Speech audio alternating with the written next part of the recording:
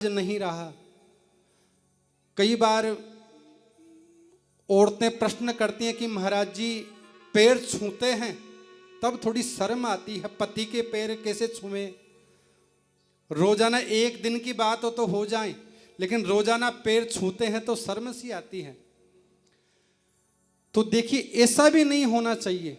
राधे राधे कृष्ण कृष्ण श्री राधे ऐसा कह करके भी हम एक दूसरे का सम्मान कर सकते हैं। लेकिन कलयुग में सास जो होती है तो वो तो अभिमान रूपी अकड़ में आज ज्यादा आ गई है। कोई नाराज मत होना, कथा की बात है। जो सास का जो नाम है, अभिमान हो गया कि मैं सास हो गई, तो बहू को सांस भी नहीं लेने देती है वो आजकल। तो पत्नी को चाहिए कि अपने माता पिता की भांति अपने सास ससुर की, अपने पति की खूब सेवा करें, उनका खूब मान सम्मान करें। हमारी जो संतान हैं उन्हें भी हम शिक्षा दें कि बड़ों का सम्मान किस प्रकार से किया जाता है, वो करना चाहिए। अगर आज हम उनको सिखा देंगे तो वो पीछे हमारे ही काम आएगा, वरना फिर पीछे हम हमारा अपमान होते हुए अपनी आंखों से देखेंगे। तो नारद जी बता रहे हैं कि आदर सम्मान सब लुप्त हो गया कलयुग में। तब सनत कुमार बोले कि देखो ये तो कलयुग का प्रभाव तो नहीं है।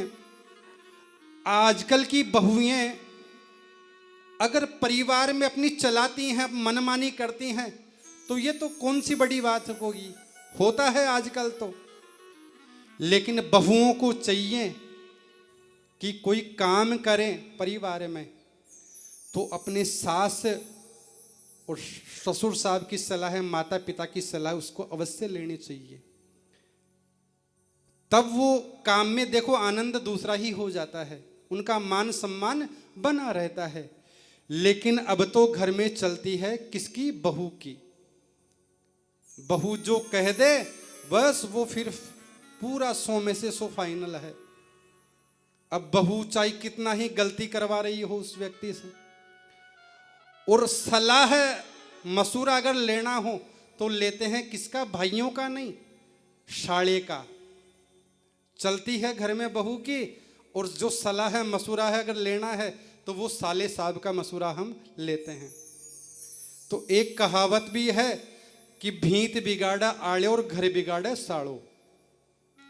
दीवार में अगर जितने आले होंगे तो वो दीवार कमजोर पड़ जाएगी और एक दिन गिर जाएगी। तो उसी प्रकार से अगर हम परिवार के अलावा दूसरों की सलाह लेंगे तो वो परिवार भी ज्यादा नहीं चल पाता है। आप मामा शकुनी को देखिए, उसके कहने पर पूरी महाभारत छिड़ गई और भाई भाई का बैरी हो गया, कितनी लड़ाई हुई। सलाह अगर लेनी है तो तुम्हें भाइयों की लो, माता पिता की सलाह लो, पत्नी की भी सलाह लो, और फिर बाद में हमारे को ऐसा काम करना चाहिए। लेकिन कलयुग की बुद्धि दूषित हो गई। आज हम मानते हैं तो पत्नी जो कहती है वो पूरा एकदम सही, और साले ने जो कह दिया कि नहीं साहब जिया जी ये काम करना, तो जिया जी के एकदम फिट है कि साले जी ने कह दिया यही काम होगा। तो नारद जी कहते हैं कि मैं घर घर गया, वहां पर कोई किस चीज में लगा हुआ है, कोई किस चीज में लगा हुआ है। सब लोग अपना अपना पेट भरने में लगे हैं, मात्र पेट भर जाए उसके लिए धंधा करने लग गए। मातु पिता बालक न बुलावई, उदर भरे सो धर्म सिखावई। मातु पिता बालक न बुलावई, उदर भरे सो धर्म सिखावई। नारद जी कहते हैं कि संतों के आश्रम में भी मैं गया, लेकिन वहां भी मुझे शांति नहीं मिली। कलिना धर्म मित्रेण धरेयं बालिताधुना। अधर्म का मित्र जो कलयुग है, उसने लोगों की बुद्धि को विकृत बना दिया है। लेकिन जब मैं श्रीधाम वृंदावन में आया तो वहां एक कौतुक देखा मैंने अपनी आंखों से। तो उन्होंने कहा कि ऐसा कौन सा कौतुक आपने देखा, वो तो हमारे को बताइए। तब नारद जी बता रहे हैं कि एक युवती के पास दो पुरुष मूर्छा अचेत अवस्था में पड़े हुए हैं। वह स्त्री सहायता के लिए चारों तरफ देख रही हैं कि कोई मेरी सहायता करो, कोई मेरी सहायता करो। उस स्त्री ने मेरे को देखते ही आवाज लगाई, भूभुक्षादुक्षणं तिष्ठः मच्चितामपि नाशय दर्शनं तव लोकस्य सर्वथा गहरं परम। कि हे नारद जी महाराज रुकिए रुकिए रुकिए रुकिए। अब नारद जी ने देखा कि मेरे को कौन बुला रहा है यहाँ पर, ये मेरे को कैसे जानती है। तब उसने कहा कि आप जैसे संतों के दर्शन मात्र से जीव के पाप ताप संताप नष्ट हो जाते हैं। तो नारद जी महाराज आप मेरी चिंता का भी नाश कीजिए, मेरे एक चिंता लगी रही है। तब नारद जी उसके पास में जाते हैं और पूछते हैं कि आप कौन हैं, और ये दो अचेतन अवस्था में पड़े हैं मूर्छित होकर के, ये कौन है। तो वो देवी कहती है, अहम भक्तिरिति ख्याता इमौ मे तनयौ मतौ ज्ञान वैराग्य नामानौ काल योगेन जर्जरौ। वो देवी कहती हैं कि मैं भक्ति हूं और ये दो अचेतन अवस्था में पड़े हैं, यह मेरे पुत्र हैं ज्ञान और वैराग्य। तो नारद जी ने कहा कि ये अचेतन अवस्था में कैसे पड़े हैं। महाराज ये कलयुग के प्रभाव से बुढ़े बन गए हैं। मैंने इन दोनों का उत्थान करने के लिए चिंता तो रहूं कि कैसे भी उनको चेतना आ जाए, लेकिन मैं निष्प्रफल हो रही हूं, मेरे को कोई अच्छा परिणाम नहीं मिल रहा है।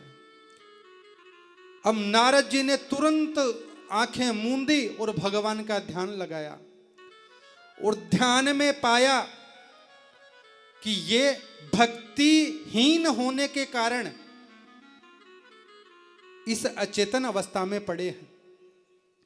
अगर इनके कानों में भगवान के नाम का स्मरण अगर हो जाए तो ये चेतन अवस्था में आ सकते हैं। नारद जी ने उनको वेद पाठ पुराण आदि सुनाते हैं, पर उन पर कोई प्रभाव नहीं पड़ता है। उठते तो हैं वेद पाठ का श्रवण करने से, लेकिन तुरंत एकदम गिर जाते हैं, पूर्ण रूप से खड़े नहीं हो पाते। नारद जी फिर प्रयत्न करते हैं, गीता सुनाते हैं, वेद का पाठ पुनः सुनाते हैं, सुनते हैं, सुनते समय तो खड़े हो जाते हैं, लेकिन पुनः मूर्छा आ जाती हैं, गिर जाते हैं। तभी एक आकाशवाणी हुई कि यदि तुम ज्ञान वैराग्य के बुढ़ापे को दूर करके भक्ति के कष्ट के निवृत्ति करना चाहते हो तो इसके लिए सत्कर्म करो। एक आकाशवाणी हुई वहां पर कि अगर तुम ज्ञान और वैराग्य के बुढ़ापे को दूर करना चाहते हो तो सत्कर्म करो, भलाई का काम। इसीलिए मैं आपकी शरण में आया हूं। सनत कुमार जी कहते हैं कि देखो नारद, ज्ञान वैराग्य के बुढ़ापे को दूर करने का, भक्ति देवी के कष्ट की निवृत्ति करने का यदि कोई साधन है तो वो है श्रीमद् भागवत ज्ञान यज्ञ। श्रीमद् भागवत ज्ञान यज्ञ सप्ताह प्रवचन। नारद जी ने कहा कि मैंने इनको वेद पुराण मीमांसा कथा गीता आदि का पाठ करवा दिया, इनके कान में खूब सुनाया, लेकिन इनके कुछ भी असर नहीं हुआ। तो फिर इस श्रीमद् भागवत की कथा से क्या होगा? सनत कुमार जी कहते हैं कि नारद वेद हैं जो वृक्ष के फल हैं, और भागवत उनका फल। इस वेद रूपी कल्प वृक्ष का अमृतमय फल ही तो श्रीमद् भागवत है साक्षात।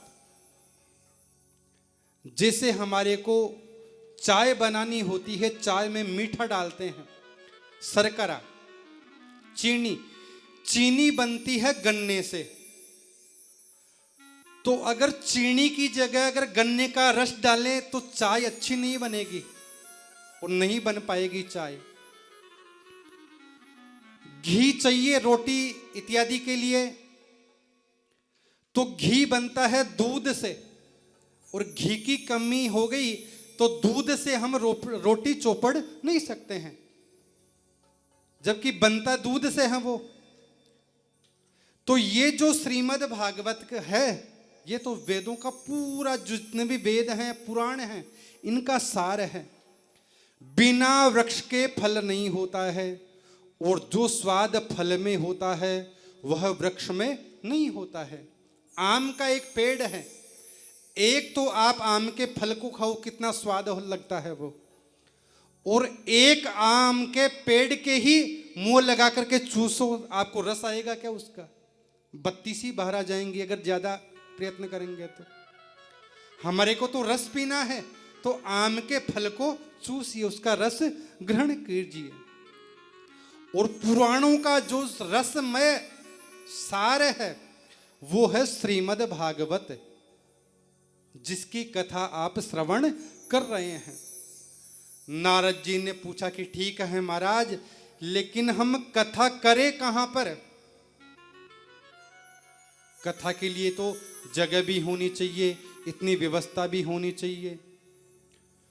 सनत कुमारों ने कहा कि हरिद्वार में जाकर के, नारद जी महाराज आप वहां पर कथा का मंचन कीजिए, कथा करिए वहां पर। हरिद्वार में गंगा जी का एक सुंदर तट है, किनारा, वहां पर व्यास मंच लगाया गया, और व्यास मंच पर चारों भाई आसीन हो गए। आसीन होता है बैठना, विराजमान हो गए वहां पर गद्दी पर, और नारद जी यजमान बन करके बैठ गए। 3 आसन और लगा दिए, किसके लिए? भक्ति माता के लिए, और जो 2 उनके बेटे हैं ज्ञान और वैराग्य, उनके लिए आसन लगा दिए, और सामने बैठ गए। फिर कहा कि हे भक्ति माता, आप आइए, और आपके कष्ट की निवृत्ति के लिए हम भागवत कथा सुन रहे हैं, आप भी अपने आसन पर विराजमान हो जाइए। और सनत कुमार जी कथा श्रवण करवा रहे हैं। नारद जी कथा में एक प्रश्न करते हैं। नारद जी ने पूछा कि यदि कोई भक्त ज्ञानी पुरुष भागवत श्रवण कर मोक्ष को प्राप्त करता है तो इसमें कोई आश्चर्य की बात नहीं, परंतु क्या किसी पापी व्यक्ति को भागवत सुनने से मुक्ति मिल जाती है? भाई भागवत की कथा हम श्रवण करते हैं, हम धर्म के ऊपर चल रहे हैं, तो हमारी मुक्ति तो सहज है। लेकिन आप ऐसा कोई बताइए कि जो हरदम अधर्म के ऊपर ही चल रहा हो, कुमार्ग के ऊपर चल रहा हो, और भागवत की कथा सुनने से उसे मुक्ति मिल गई हो, तो ऐसा हमारे को बताइए। सनत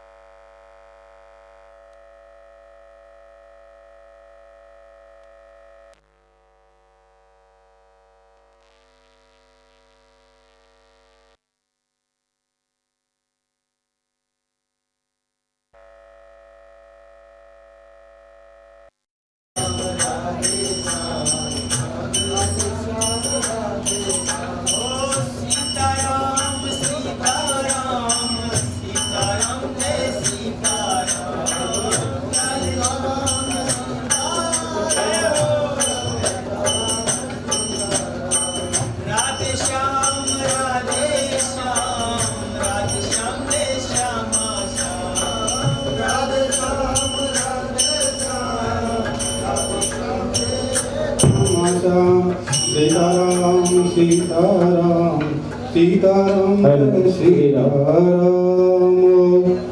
बोले श्री वृंदावन बिहारी लाल की जय हो। श्री बांके बिहारी लाल की जय हो। सनत कुमारों ने बहुत सुंदर व्याख्यान दिया।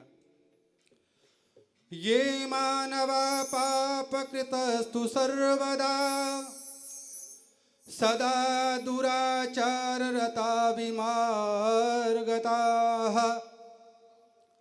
क्रोधाग्निदग्धा कुटिलास्य कामिनः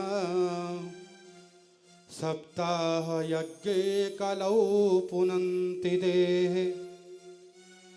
जिस मनुष्य ने जीवन में कभी सत्कर्म नहीं किया, सदैव अपने जीवन में दुराचार परायण, जिसकी मनोवृत्तियां निरंतर बनी रही, क्रोध रूपी अग्नि में हमेशा जलता रहा, ऐसा दुराचारी व्यक्ति भी किसी के द्वारा 7 दिन तक यदि भागवत कथा सुन ले तो निश्चित रूप से उसके जीवन में परिवर्तन आता है।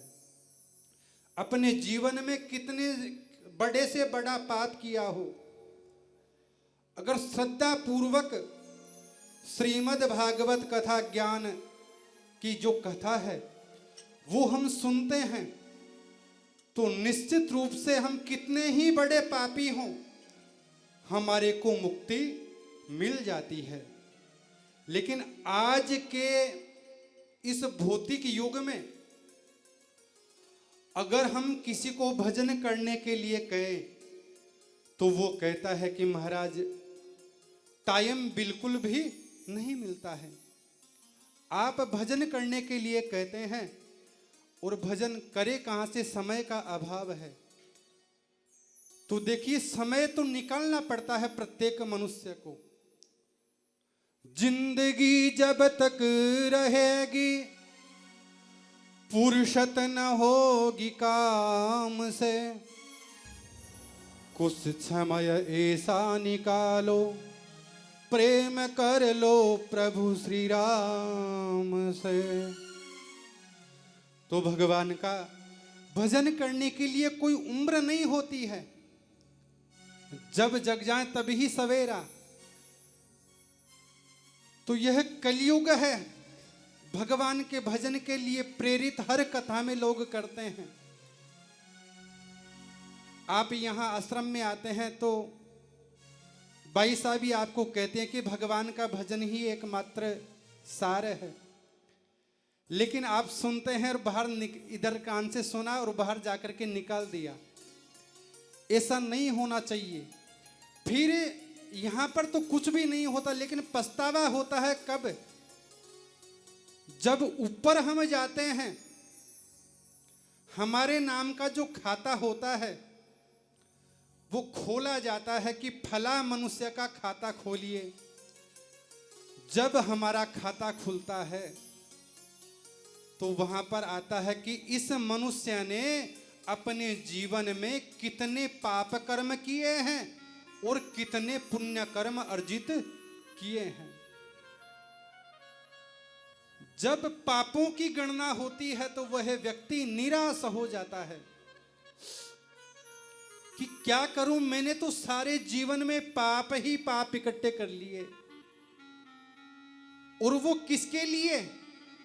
वो मन में सोचता है कि मैंने चोरी की परिवार वालों के लिए, परिवार का पेट भरता था चोरी कर करके, उसकी सजा मेरे को यहां पर मिल रही है।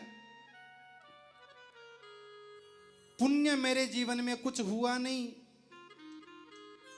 झूठ बोलता रहा, यहां पर हूं यहां पर हूं, झूठ पे झूठ, झूठ पर झूठ, लेकिन परमात्मा का नाम कभी लिया नहीं, सजा मिल रही है।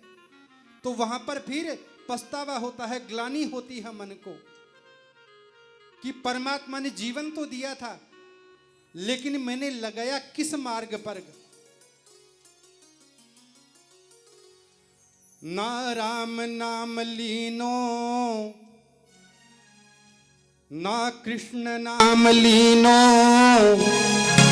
उतन भरी जवानी में ना राम नाम लीनो ना कृष्ण नाम लीनो, तन भरी जवानी में तू डूब के मर जा रे चुल्लू भर पानी में, तू डूब के मर जा रे चुल्लू भर पानी में। ना राम नाम लीनो तन भरी जवानी में, ना राम नाम लीनो तू भरी जवानी में। तू डूब के मर जा रे चुल्लू भर पानी में, तू डूब के मर जा रे चुल्लू भर पानी में।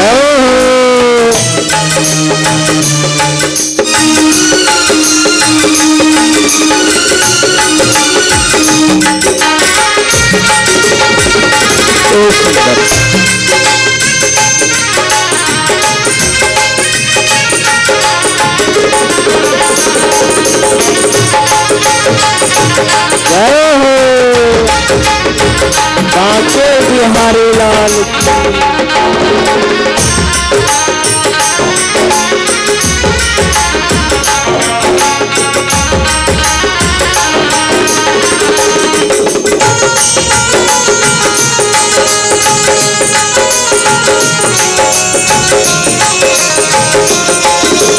हरि शरणम।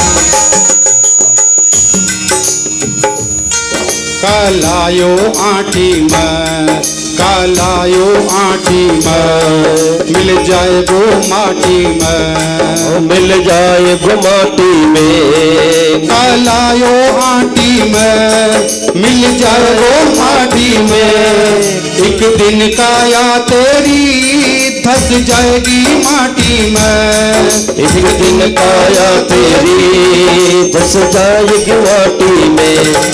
पानी का बबूला है मिल जाए वो पानी में, पानी का बबूला है मिल जाए वो पानी में, तू डूब के मर जा रे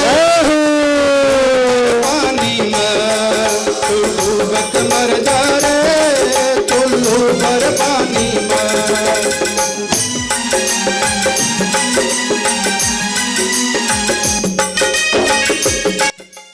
जय हो।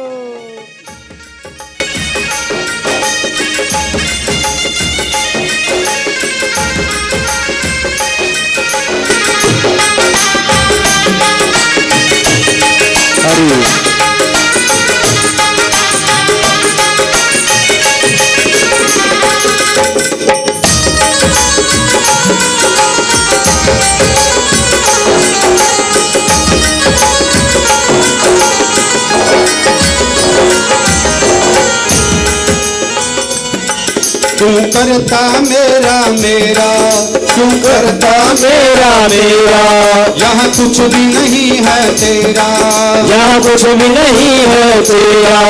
क्यों करता मेरा मेरा, क्यों करता मेरा मेरा, यहाँ कुछ भी नहीं है तेरा, यहाँ कुछ भी नहीं है तेरा। एक दिन होगा भैया तेरा मरगट पे डेरा, एक दिन होगा भैया तेरा मरकट कर डेरा।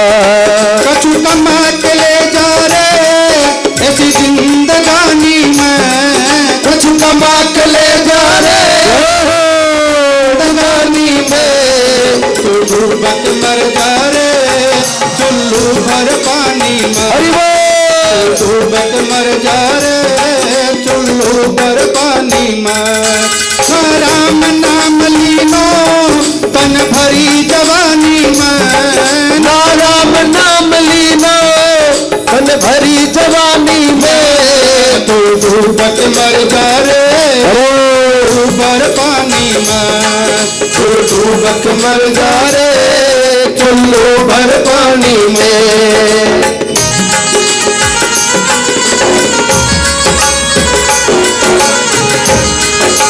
जय हो।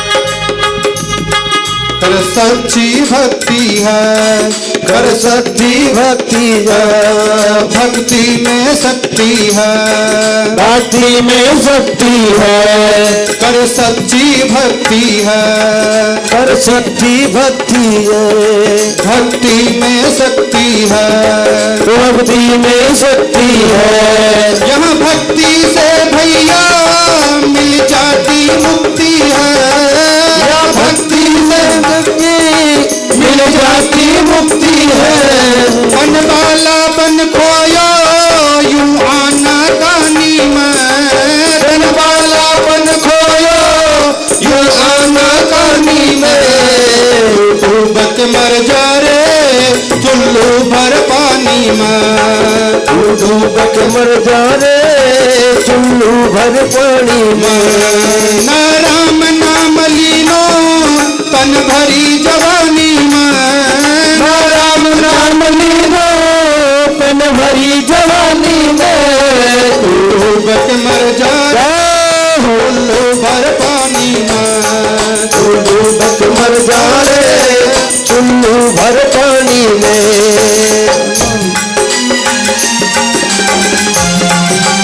जय हो।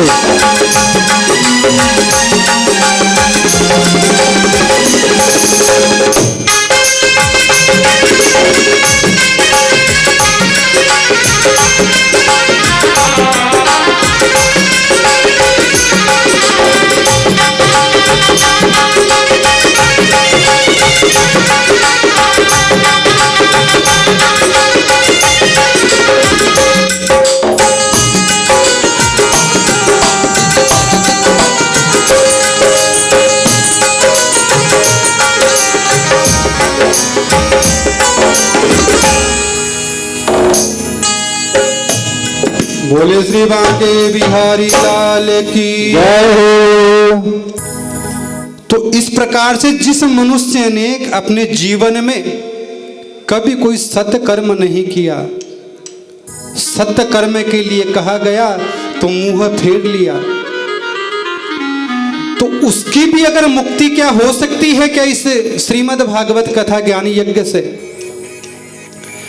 मैं तो यहां तक कहता हूं कि जिसने जीवन पर्यंत पाप कर्म किया और पाप कर्म करते करते जिसकी मृत्यु हो गई और मरने के बाद भी भूत प्रेत पिशाच बन जाएं, तो उसके नाम से भी हम श्रीमद् भागवत करवाएं तो उसका जीवन पवित्र हो जाता है, अर्थात वो मुक्त हो जाता है।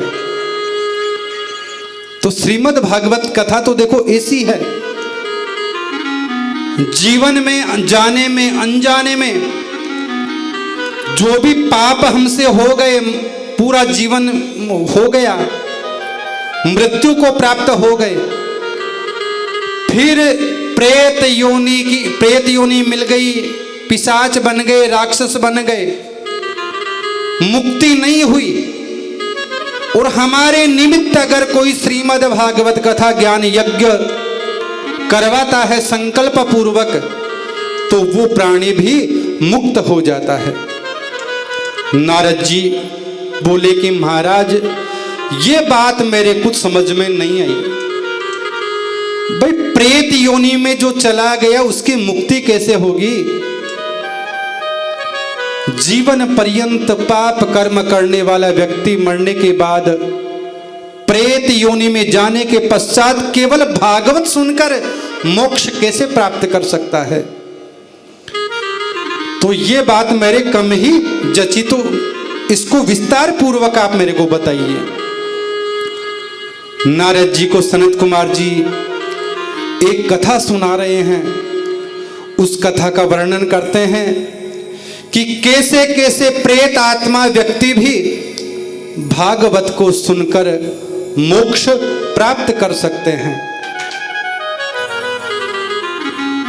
तो कथा एक ब्राह्मण परिवार के द्वारा ही यहां पर प्रारंभ होती है, और नारद जी को किस प्रकार से संतुष्ट किया जा रहा है कि एक प्रेत आत्मा सारे जीवन पर्यंत उसने प्रेत कर्म योनि पाने के बाद में भी श्रीमद् भागवत कथा पुराण से उसकी मुक्ति कैसे हुई, इसके बारे में इनको कथा के माध्यम से बता रहे हैं। अब देखिए, कथा में कीर्तन जरूरी होता है। कीर्तन नहीं हो तो ऐसा लगता है कि महाराज जी पता नहीं कब तक करेंगे, और नाचने गाने का मन हो रहा है और कोई उठता बैठता ही नहीं है, यूं मन नहीं लग रहा। तो देखिए, ताली बजाकर भगवान का संकीर्तन हमारे को करना चाहिए। जो कथा में कीर्तन गाते हैं ना, तो उसके हृदय से पाप निकल कर चले जाते हैं। चले जाते कहां पर हैं? जो ताली नहीं बजाता उसके पास में। तो कथा के कीर्तन में ताली अवश्य बजानी चाहिए और उन्मत्त होकर के भगवान का संकीर्तन हमारे को करना चाहिए।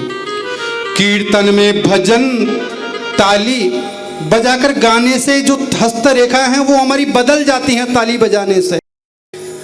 आप हम यहाँ पर क्यों आए हैं? अपनी हस्तरेखा बदलने के लिए।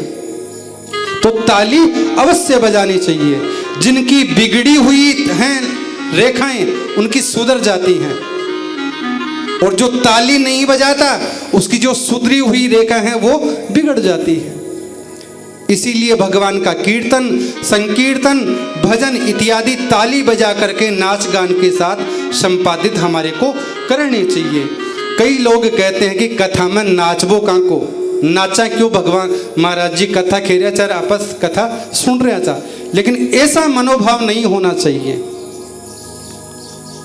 कथा तो ऐसा कि भगवान का नाम हो रहा है, कथा हो रही है, और उन्मुक्त होकर के एकदम एकाग्र चित्त होकर के नृत्य आदि के द्वारा यह संपादित करना चाहिए। अब वो नारद जी की जो भ्रांति थी कि एक प्रेत आत्मा को श्रीमद् भागवत कथा से मुक्ति कैसे मिलती है, इसके बारे में तो देखिए, तुंगभद्रा नदी के किनारे एक सुंदर नगर, उत्तम नगर, वर्ण आश्रम धर्म का पालन करने वाले सभी संभ्रांत लोग उसमें निवास करते हैं। सभी जाति के मनुष्य वहां पर रहते हैं। उसी नगर में आत्मदेव नाम के पंडित जी महाराज रहते हैं। आत्मदेव जिन्हें आत्मा का बोध हो गया, जिसने अपनी आत्मा का बोध हो गया, वो जान चुके कि क्या है इस जीवन का सार, वो है आत्मदेव जी। आत्मा में देवत्व का जिसने दर्शन किया हो वो आत्मदेव हैं। पंडित जी का स्वभाव देखो, एकदम सुशील, परिमित भाषी, कम से कम बोलते और संतोषी ब्राह्मण, और अपने जो पंडिताई का जो कर्म होता है उसमें पूर्णतया सक्षम करवाते, पारंगत थे वो पंडित जी महाराज। हालांकि ब्राह्मण की वृत्ति थोड़ी लोभमयी होती है, लालची होती है, लेकिन सद्गुण संपन्न पंडित जी हैं तो माध्यम नारद जी ही रहे। लेकिन यहां पर नारद जी कौन सा काम करवा देते हैं? एक दूसरे का घर खोखला करने का। अब पड़ोसी होता है वो, उसको नारद का रूप दिया गया है। पड़ोसी आते हैं, पंडित जी महाराज क्या बात है, उदास लगते हो, कोई चिंता है क्या, आप हमारे को बताइए। और अगर देखो ज्यादा अच्छे पड़ोसी मिल जाएं तो उखाड़ कर भी बाहर कर देते हैं, क्योंकि पड़ोसी कहते हैं कि महाराज जी आपके घर में तुलसी का बिरवा है, ये सूख कैसे जाता है, आप तो रोजाना जल भी देते हैं ना इसमें, और आपके यहां पर ये जो गाय है ये भी बांझ है, आज तक किसी बछड़े या बछड़ी को जन्म नहीं दिया। तो तो पंडित जी महाराज एक तो जन्म पत्री देख करके बताएं, लेकिन पड़ोसी बता रहे हैं पंडित जी को कि हमारे को लगता है पंडित जी महाराज आपके कोई संतान नहीं है, और उसी संतान न होने के कारण ये काम हो रहा है। आपके जो पितृ देवता हैं, जो भगवान हैं, वो आपसे नाराज हैं, असंतुष्ट हैं। तो हमारे को तो ऐसा ही लग रहा है। एक तो पंडित जी महाराज पंचांग खोल करके किसी को जन्म पत्री बताएं, और पड़ोसी देखो पंडित जी को ही बता रहे हैं कि महाराज लगता है भगवान आपसे रुष्ट हो गए, नाराज हो गए, आपके कोई संतान नहीं है ना, इसी वजह से आपके घर में ये गाय भी बांझ है और ये तुलसी का बिरवा भी सूख जाता है। अब पंडित जी महाराज रुदन करने लगे, मन ही मन सोचने लगे कि संतान नहीं है, और ये गाय भी बांझ है, और जो तुलसी का बिरवा हमने बो रखा है यहाँ पर, वो भी रोजाना पानी देते हैं, सूख जाता है। क्यों जरूरी ऐसा लगता है कि हमारे जो पूर्वज हैं वो हमारे से असंतुष्ट हैं, नाराज हैं। एक दिन मन में बड़ी ग्लानि हो गई कि संतान तो है नहीं,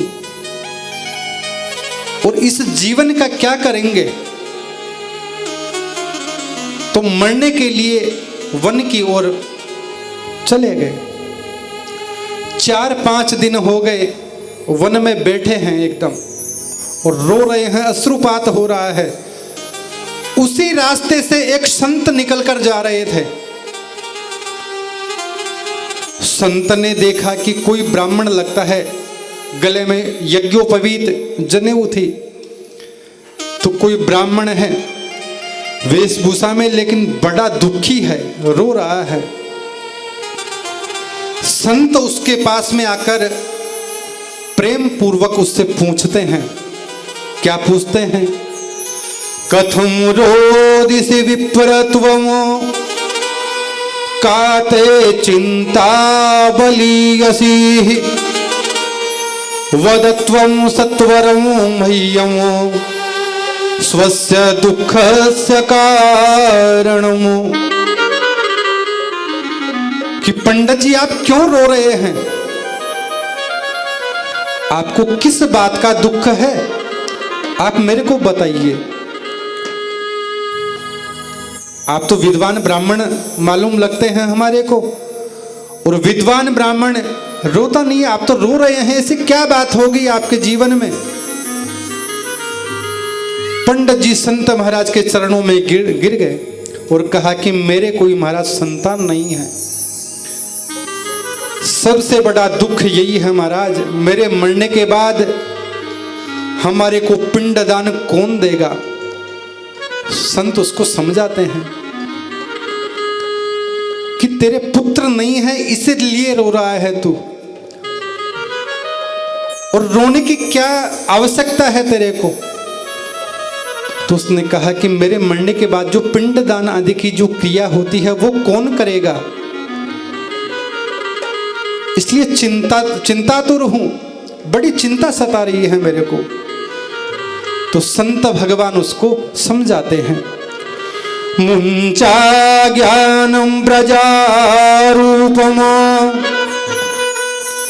बलिष्ठा कर्मणो गतिः विवेकम तु समासाध्य त्यज संसार वासना। पंडित जी आपके मन में जो पुत्र की कामना है, यह एक अज्ञान है, यह आपकी भूल है कि मेरे कोई संतान नहीं है। क्या करोगे संतान का लेकर के, बेटा लेकर के क्या करोगे? और हम अगर मान लो आपके संतान भी अगर हो गई और फिर 2-4-5 साल वर्ष बाद वो मृत्यु को प्राप्त हो गई, तब क्या करोगे? और अगर वो कुमार्ग पर निकल गया, किसी गलत रास्ते पर निकल गया, तो फिर क्या करोगे? पंडित जी ने कहा कि मुझे आपसे ज्ञान नहीं लेना, ज्ञान देने के लिए तो मेरे पास खूब है, और आप क्या जानो? छोटा बच्चा जब घर में मेरे कंधों पर कूदेगा उसका सुख हमारे को मालूम है। आप तो महात्मा हैं, आपको क्या मालूम इस बात का, क्या पोतों का सुख क्या होता है, बेटों का सुख क्या होता है। आप तो संत महात्मा हैं। तो यह तुम्हारा एकमात्र अज्ञान है। फिर हम सोचते हैं कि हमारे भाग्य में है ही नहीं। अगर मृत्यु को भगवान ने बेटा भी दे दिया तो 2-4 वर्ष बाद में वो मृत्यु को प्राप्त हो जाते हैं, तो हम संतोष धारण कर लेते हैं कि परमात्मा ने दिया तो था लेकिन मृत्यु को प्राप्त हो गया। 2-4 महीने रो लेते हैं और क्या करते हैं, फिर हम कहते हैं कि बेटा होकर अगर कुपुत्र हो जाए तो फिर क्या करें। संत महाराज समझाते हैं उससे बार बार, लेकिन पंडित जी तो पंडित जी ठहरे, बेटे के मोह में एकदम फंस गए कि ये संसार बड़ा विचित्र है। पंडित जी, संसार के बेटे धोखा दे सकते हैं पर गोविंद धोखा नहीं दे सकता है। इसे धरती धरा पर देखें, इस कलयुग में देखें तो हमारे गांव के पास में एक गांव है छोटा सा चारणवास, वहां की घटना है। एक बेटे ने अपनी पत्नी के कहने पर अपने माता पिता और अपने 2 भाइयों को मौत के घाट उतार दिया था। मात्र 5 वर्ष पहले की यह बात है। पत्नी के कहने पर पत्नी जरा सा उस सासू बहू में तू मैं हो गई और उसे कह दिया, तो उसने बोला मैं परिवार में नहीं रहना चाहती। तो कलयुग की बुद्धि दूषित हो गई, तो दूषित बुद्धि की वजह से उसने ऐसा कर्म कर दिया। जिस बेटे का हम लालन पालन करते हैं वो ही बेटा एक अंत समय में खोपड़ी में डंडा मारता है, कपाल क्रिया करता है। हम इसलिए याचना करते हैं कि हमारे पुत्र हों और पिंडदान आदि की क्रिया करें। पंचभूतों के द्वारा बना हुआ यह खुद हमारा शरीर एक पिंड है। अगर हमारे को मुक्ति ही पानी हो तो भगवान के गुणानुवाद करके, भगवान का कृपा प्रसाद पाकर के हम हमारा कल्याण कर सकते हैं। लेकिन हम वो नहीं चाहते। हम तो चाहते हैं कि हमारे बेटा हो अंत में खोपड़ी फोड़े और वो हमारे निमित्त पिंडदान करें। इसलिए संतान के मोह को छोड़कर महाराज भगवान के गुण गाओ। आप गोविंद के गुण गाने से वैसे ही तुम्हारा कल्याण हो जाएगा और बेटे की आवश्यकता ही नहीं पड़ेगी। इसलिए संतान, पंडित जी कहते हैं महाराज आप तो मुझे आशीर्वाद दो वरना मैं यहीं पर सिर फोड़ करके मर जाऊंगा। आप तो मुझे आशीर्वाद दे दो। अब संत जी ने सोचा कि महाराज है, ब्राह्मण है, करते भी देर नहीं लगेगी इसको, और मर जाएगा तो मेरा नाम और खराब होगा। अब तो संत जी ने जो अपना तप किया हुआ था उसके प्रभाव से एक फल उसको, पहले तो उससे कहा कि 7 वर्ष तक तेरे कोई संतान नहीं होगी, 7 जन्मों तक। इस जन्म की तो क्या, अब वो ब्राह्मण एकदम रोने लगा कि महाराज 7 जन्मों तक मेरे संतान नहीं होगी।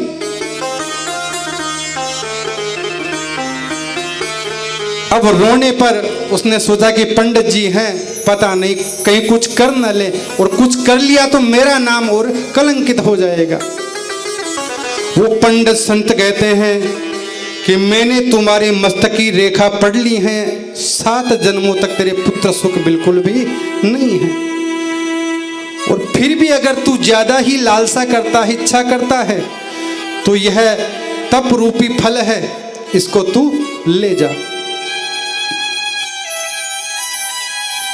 और ये फल तुम्हारी पत्नी को खिला देना, वो सहर्षा गर्भवती हो जाएंगी। अब जूं ही सुना कि इस फल के प्रभाव से पत्नी गर्भवती हो जाएंगी तो एकदम उछलने कूदने लगा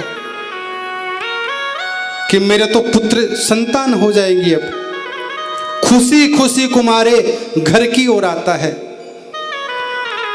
पत्नी को आवाज देता है, अरे देवी जी कहां पर हो, कहां पर हो।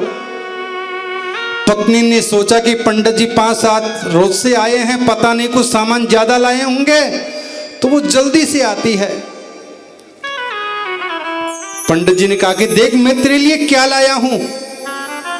धुंधली देवी ने सोचा कि पता नहीं जरूर कुछ कीमती सामान लेकर के आएंगे होंगे। पत्नी ने कहा क्या है महाराज, बताइए बताइए बताइए क्या है। आत्मदेव पंडित जी ने कहा कि देख मैं तेरे लिए एक फल लाया हूं। अब धुंधली ने 3 मस्तक पे लगाई, अरे राम 4-5 रोज से आए हैं, वो भी एक फल लेकर के आए हैं। पत्नी ने फल ले लिया। आत्मदेव महाराज ने पूरी बात बताई कि इस फल को अगर तू खा लेगी तो तेरे संतान हो जाएंगे, तू गर्भवती हो जाएगी। पत्नी ने फल ले लिया और मन में सोचने लगी कि महाराज ना जाने किसके बहकावे में आ गए और ये फल ले आए। और फल से भी कोई बेटा होता है क्या, संतान होती है क्या फल से? खुद ही मन में विचार कर रही हैं। और अगर मान लो फल खाने से गर्भवती हो गई तो 9 महीने तक मेरा आना जाना सब बंद हो जाएगा। और अगर आना जाना अगर बंद हो गया तो पड़ोसियों के फिर लड़ाई झगड़ा कौन कराएगा? उनके लड़ाई झगड़ा तो फिर होगा ही नहीं। और अगर मान लो हमारे घर में आग लग गई, सब कुछ जल जाए, मेरे को भी अगर बाहर दौड़ना पड़े तो मैं दौड़ूंगी कैसे फिर? क्योंकि गर्भवती स्त्री ज्यादा तेज चल नहीं सकती, तो मैं कैसे दौड़ पाऊंगी? वो अपना अहित सोच रही है। अब सोचते सोचते उसने सोचा कि इस फल का क्या करें, क्या किया जाए इस फल का। तो पास में ही रहती है एक सहेली उसकी, उसे बुलाती है। सहेली देखो बिल्कुल गरीब है, यहाँ पर तो सब कुछ है लेकिन खाने वाला कोई नहीं है। यहाँ पर कुछ है नहीं, खाने वाले खूब हैं। सहेली बिल्कुल गरीब, 6-7 संतान तो हैं, एक गर्भ में है। खाने के लिए अनाज का दाना घर पर है नहीं। 6 संतान हो चुकी, 7वीं होने वाली है। उसे कहते हैं कि देख मेरे पति तो हैं भोले भाले और वो पूजा पाठ के अलावा कुछ भी नहीं जानते। सहेली को सारी बात बता दी। धुंधली कहती है कि हाँ मुझे गर्भ में जो संतान है वो तुम मेरे को दे देना, इसके बदले में मैं तेरे को कुछ रुपए पैसे दे दूंगी। अब सहेली गरीब थी, उसको क्या चाहिए, वो राजी हो गई। तो उन्होंने सोचा कि जो फल है इसका क्या करें। तो बोला इस फल की तो परीक्षा करते हैं, इस फल से संतान होती है या नहीं होती है। तो जो गाय थी उस गाय को वो फल खिला देती हैं। अब समय पाकर जो सहेली थी धुंधली देवी की, उसके यहाँ पर बच्चा होता है, संतान होती है। समय पाकर उसने उस लड़के को धुंधली को दे दिया और उसके बदले में रुपए पैसे ले लिए। धुंधली उस बच्चे को लेकर मुझे पुत्र हुआ है, पुत्र हुआ है, चारों तरफ समाचार फैला देती हैं और चारों तरफ हंसी खुशी का माहौल हो जाता है कि धुंधली के पुत्र हुआ है, लड़का हुआ है। इसने लड़के को जन्म दे दिया। उत्सव मनाया गया वहां पर। जिस फल को इन्होंने गाय को खिलाया था, समय पाकर 3 महीने बाद उसने सुंदर पुत्र को जन्म दे दिया, बछड़े को। पंडित आत्मदेव बड़ी राजी हो रहे हैं कि देखो पहले तो परमात्मा की कृपा हुई नहीं, अगर आज हुई है तो देखो मेरे भी लड़का हो गया और गाय के भी यह हो गया। अब अपनी पत्नी संतान का नामकरण संस्कार करते हैं दोनों। आत्मदेव ने कहा कि देखो मेरा नाम है आत्मदेव, तो मैं इसी के अनुसार इसका नाम रखूंगा। इसके गाय के कान हैं और मनुष्य का इसका शरीर है, तो इसका नाम गोकर्ण मैं रखूंगा। तो उसका नाम गोकर्ण रख दिया गया। बोलिए गोकर्ण भगवान की जय। अब धुंधुली देवी ने कहा कि आपने तो इसका नाम रख दिया, अब 9 महीने तक इसने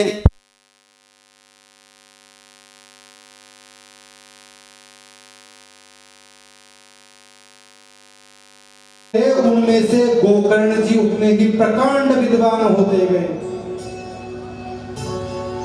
गोकर्ण जी महाराज तो विद्या अध्ययन करने के लिए संतों के आश्रम पर रहते, कभी कहां जाते रहते, तीर्थ यात्रा करते। और जो धुंधुकारी था वो मां का इकलौता था, तो वहां पर एकदम कुख्यात हुआ। धुंधुकारी महाखल है, महाखल खल मानी पशु के तुल्य आचरण करता हो। इकलौता पुत्र जिस घर में हो या जन्म लिया हो, तो उस बच्चे के बिगड़ने के आसार ज्यादा लगते हैं। जिस घर में इकलौती संतान है पुत्र, तो बिगड़ने के हालात उसके ज्यादा रहते हैं, क्योंकि वो कुछ चीज की चाहना करेगा तो माता पिता उसे दे देते हैं कि इकलौता बेटा है, उसे मना नहीं करते। तो यह जो धुंधुकारी है, यह बड़ा चोर, लुटेरा, डाकू, शराबी, दुनिया में जितने अवगुण हैं वो सब धुंधुकारी में समाहित हैं। चोरी करता, डकैती डालता और नाना प्रकार की हिंसा आदि में अपने जीवन को बर्बाद कर रहा था। धीरे धीरे गाली आ देता, जुआ खेलता। अब एक दिन तो घर के बर्तन आदि भी उसने बेच दिए। अब घर वाले परेशान हो गए कि ऐसे जीवन से अच्छा है कि कहीं जाकर के मर जाऊं। आत्मदेव जी महाराज रोने लगे कि मेरा कितना अच्छा नाम था, सब लोग मेरी इज्जत करते थे गांव में। पहले संतान हुई नहीं थी तो मैं संतान के लिए रोने के लिए गया, और अब संतान हुई भी है तो ऐसी कुमार्गामी हो गई। जो झूठ बोलता है, कपट करता है, चोरी करता है, व्यभिचार करता है, तो इससे तो अच्छा है कि मर जाऊं। हम भी कई बार सोच लेते हैं कि मैं तो घर से परेशान हो गया, मर जाऊं तो अच्छा रहे। पुत्र के इस दुर्गुण से एक दिन मन में ठान लिया कि मेरे को तो मरना है। पहले इनके संतान नहीं थी इसलिए रो रहे थे, अब रो रहे हैं कि भगवान ऐसी संतान क्यों दी मेरे को। इससे अच्छा तो मैं बांझ रह जाता तो अच्छा। अब उसी समय गोकर्ण जी वहां पर आ जाते हैं और पिताजी से पूछते हैं कि पिताजी क्या हुआ, रो क्यों रहे हैं, क्या बात है। पिताजी सब बात बताते हैं कि तेरा जो भाई है धुंधुकारी, वह देख रोजाना चोरी करता है, झूठ बोलता है। पिताजी संबोधन मात्र एक तू ही करता है, और ये तो गालियां निकालता है मेरे को। अब मेरा इज्जत और सम्मान रहा कहां यहां पर। कभी कुछ मांगता है, इसको दे देते हैं। घर का जो सामान था वो भी इसने पूरा बेच दिया। अब यह तो और पराई स्त्रियों के पास में जाने लगा। गोकर्ण जी महाराज अपने पिताजी को समझाते हैं कि पिताजी आप यह बताओ, इस संसार में सुखी कौन है? सब दुखी हैं, कोई किस चीज से दुखी है, कोई किस चीज से दुखी है। और आप जो प्रीति कर रहे थे कि मेरा बेटा है, मेरी घर में स्त्री है, ये पिताजी कोई किसी के नहीं है, ये तो मन का एक बोध है, भ्रम है कि ये मेरा है, ये मेरा है। और पिताजी किसका कोई भी यहां पर नहीं है। 4 दिनों की प्रीति जगत में, 4 दिनों की प्रीति जगत में, 4 दिनों के नाते हैं, 4 दिनों की प्रीति जगत में, 4 दिनों के नाते हैं। पलकों के पर्दे पड़ते ही, पलकों के पर्दे पड़ते ही, सब नाते मिट जाते हैं। जय हो, सब नाते मिट जाते हैं। जय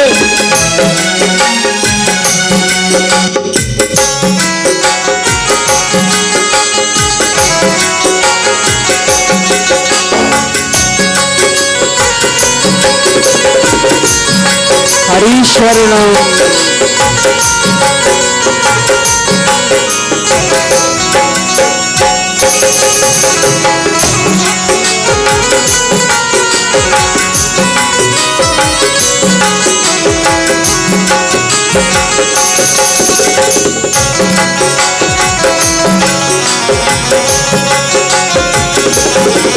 जय हो,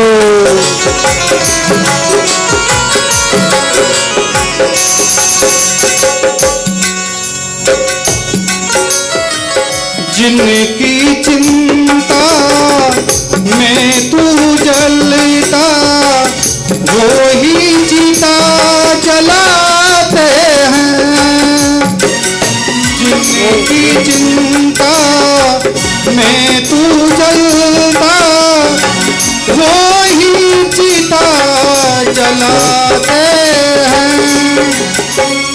जिन पर रक्त बहाए जल समूह, जल में तुझे बहाते हैं। पलकों के पर्दे पड़ते ही, सब नाते मिट जाते हैं।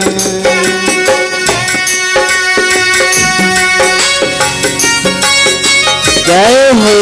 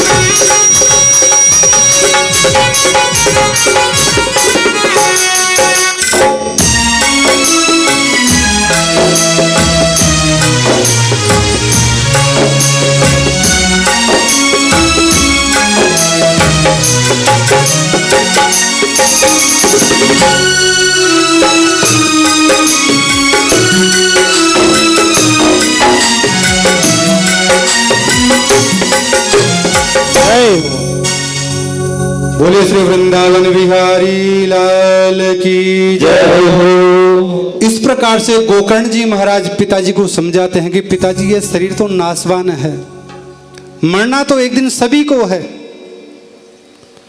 पिताजी यह बताओ कि इस संसार में सुखी कौन है?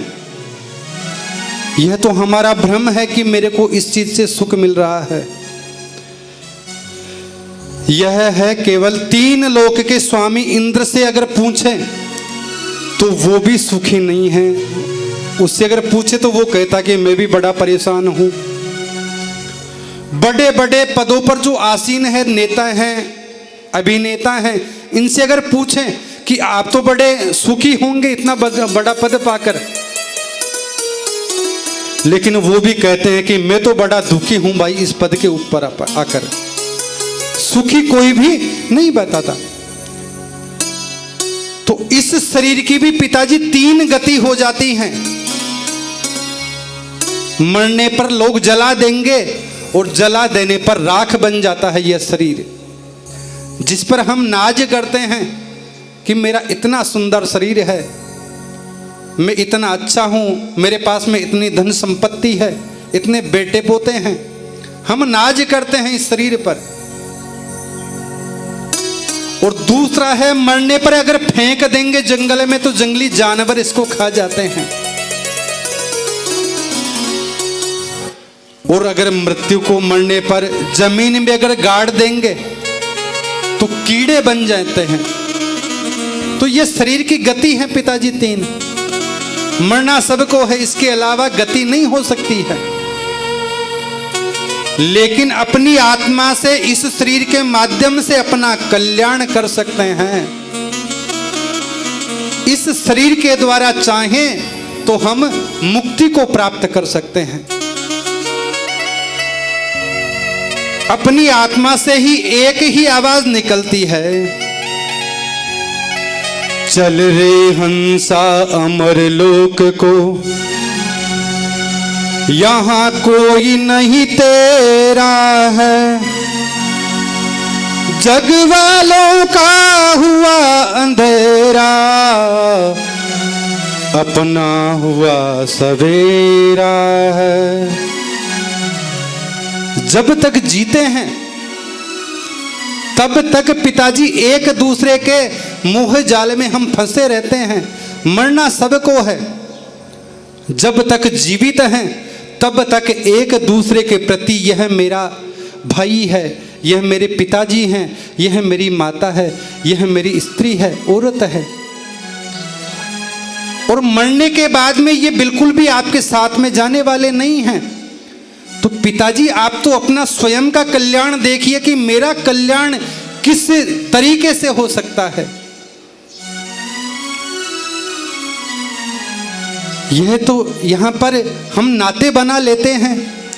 और आप विचार कीजिए इस छोटे से भजन के माध्यम से कि इस सांसारिक जीवन में हमारे निमित्त कौन कितना बड़ा भागीदारी होता है, कौन कितने समय तक हमारे साथ में रहता है। ओ मन फूला फूला फिरे जगत में कैसा नाता रे, मन फूला फूला फिरे जगत में कैसा नाता रे, कैसा नाता रे जगत में कैसा नाता रे, कैसा नाता रे जगत में कैसा नाता रे। रे मन फूला फूला फिरे जगत में कैसा नाता रे, मन फूला फूला फिरे जगत में कैसा नाता रे। मात कहे यह पुत्र हमारा, बहन कहे बीरा मेरा, मात कहे यह पुत्र हमारा, बहन कहे बीरा मेरा। माता कहे यह पुत्र हमारा, बहन कहे बीरा मेरा। माता कहे ये पुत्र हमारा, बहन कहे भाई मेरा। भाई कहता भुजा हमारी, भाई कहता भुजा हमारी, नारी कहे नर मेरा, जगत में कैसा नाता रे, जगत में कैसा नाता रे। कैसा नाता रे जगत में कैसा नाता रे, कैसा नाता रे जगत में कैसा नाता रे, रे मन भूला भूला गिरे जगत में कैसा नाता रे, रे मन भूला भूला गिरे जगत में कैसा नाता रे। जय हो।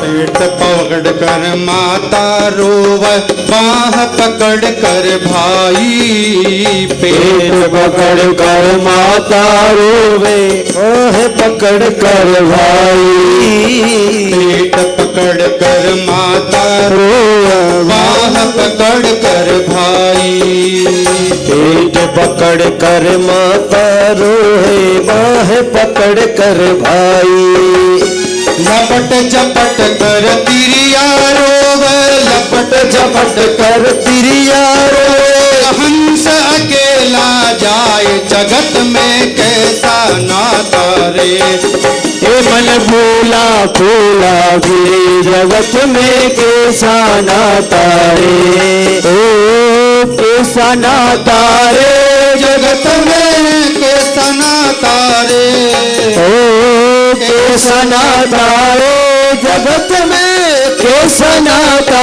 रे, रे मन भूला भूला गिरे जगत में कैसा नाता रे, रे मन भूला भूला जगत में कैसा नाता रे।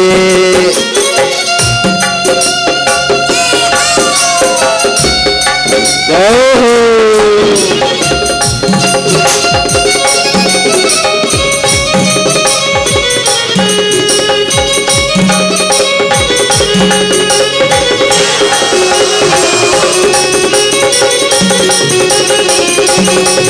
मन भूला